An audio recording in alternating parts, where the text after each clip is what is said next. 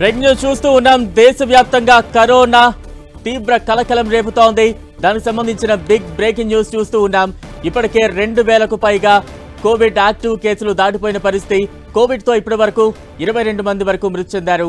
24 గంటల్లో 7గురిని బలి తీసుకుంది వైరస్. రోజు రోజుకు చాప కింద నీరులా కోవిడ్ విస్తరిస్తోంది. దేశవ్యాప్తంగా ఇప్పటికే 2700 కేసులు దాటిపోయిన పరిస్థితి. ఇక ఏపీ విషయానికి వస్తే ఏలూరు కలెక్టరేట్లో కూడా 4గురికి కోవిడ్ పాజిటివ్ రావడంతో తీవ్ర కలకలం రేపుతోంది. దేశంలో మళ్లీ కరోనా టెన్షన్ మొదలైపోయింది. కోవిడ్ చాప కింద నీరులా వేగంగా వ్యాపిస్తోంది. ఇప్పటికే దేశంలో కోవిడ్ కేసుల సంఖ్య 2000 క్రాస్ చేశాయి. మొత్తం 2710 మందికి కరోనాతో బాధపడుతూ ఉన్నారు. కోవిడ్తో ఇప్పటి వరకు 22 మంది చనిపోయారు. 24 గంటల్లో 7గురిని బలి తీసుకుంది ఈ రాకాసి వైరస్. వారంలో 1000 కొత్త కేసులు నమోదయ్యాయి. అంటే వైరస్ ఏ రేంజ్ లో దూసుకువెళ్తోందో అర్థం చేసుకోవచ్చు. ఇక కేరళలో కరోనా కొత్త వేరియంట్ జెట్ స్పీడ్ తో విస్తరిస్తోంది. ఒక్క కేరళలోనే 1447 మందికి కరోనా పాజిటివ్ అని తేలింది. ఆ తర్వాత మహారాష్ట్రలో 424, ఢిల్లీలో 294 పాజిటివ్ కేసులు నమోదయ్యాయి.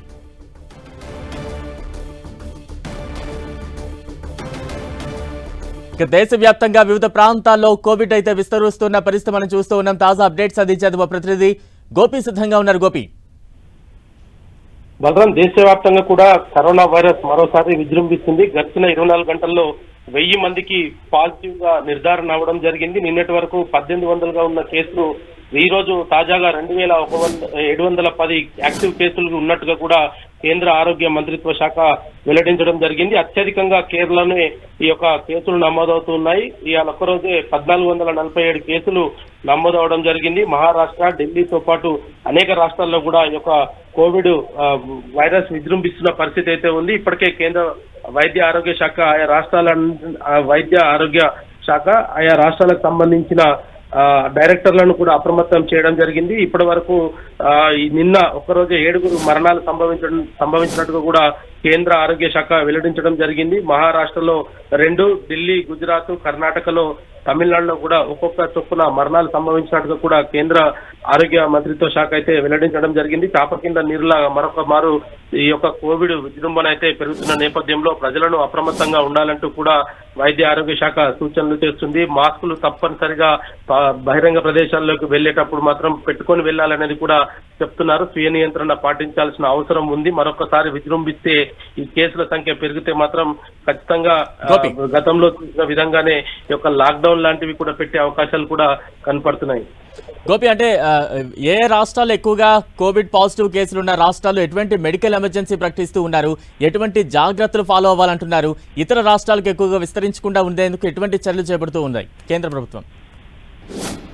బలరాం, ఇప్పటి వరకు కేరళలో అత్యధికంగా కేసులు నమోదయ్యాయి. ఆ తర్వాత మహారాష్ట్ర, ఢిల్లీ, గుజరాత్, కర్ణాటక, తమిళనాడులో ఇప్పటి వరకు 100 మార్కుల కేసులు దాటే యాక్టివ్ గా 115 నుంచి 424 వరకు కూడా యాక్టివ్ గా ఈ యొక్క కేసులు నమోదవుతున్నాయి. తెలుగు రాష్ట్రాలకు సంబంధించి కూడా ఆంధ్రప్రదేశ్ లో 16, తెలంగాణలో 3 పాజిటివ్ కేసులు ఇప్పటి వరకు నమోదవడం జరిగింది. అయితే ఈ యొక్క కేసులు విజృంభిస్తున్న నేపథ్యంలో ప్రత్యేక కోవిడ్ వార్డులను ఏర్పాటు చేయాల్సిందిగా కూడా కేంద్ర వైద్య ఆరోగ్య శాఖ సూచనలు చేయడం జరిగింది. ప్రత్యేక వార్డుతో పాటు అవసరమైన మెడికల్ కిట్ అన్నింటినీ కూడా అందుబాటులో ఉంచుకోవడము, ఆక్సిజన్ ఎక్కువగా ఈ యొక్క కోవిడ్ పేషెంట్స్ కి ఆక్సిజన్ సరఫరా తగ్గిపోతుంది కాబట్టి ఆక్సిజన్ సిలిండర్ల నిల్వలను కూడా పెంచుకోవాల్సిందిగా సూచించడం జరిగింది. అదేవిధంగా ఒకవేళ వ్యాధి తీవ్రత అంటే ఇప్పటికీ ఈ వేరియంట్ కు సంబంధించి 7 మరణాలు నిన్న ఒక్కరోజు సంభవించడము తోటి ఇంకా వేరే రూపాంతరం చెందుకుంటుందా అన్న దానిపైన మరి ఇప్పటికే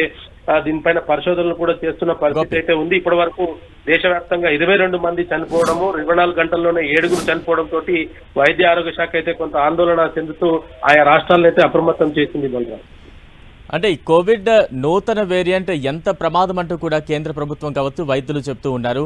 దాని లక్షణాలు ఏ రకంగా ఉంటాయని చెప్తున్నారు? బలరాం, సాధారణంగా గతంలో మాదిరిగానే జ్వరము, అదేవిధంగా జలుబుతోటి బాధపడుతూ ఉండడము ప్రధాన లక్ష్యంగా చెప్పడం జరిగింది. అయితే దీంట్లో ఏదైతే వ్యాధి నిరోధకత శక్తి తక్కువ ఉన్న వాళ్ళు, అదేవిధంగా గతంలో ఏదైనా ఆరోగ్య సమస్యలు ఉన్న వాళ్ళు మాత్రం ఖచ్చితంగా జాగ్రత్తగా ఉండాలనేది చెప్తున్నారు. దానికి సంబంధించి కూడా కొన్ని గైడ్ లైన్స్ కూడా రిలీజ్ చేయడం జరిగింది.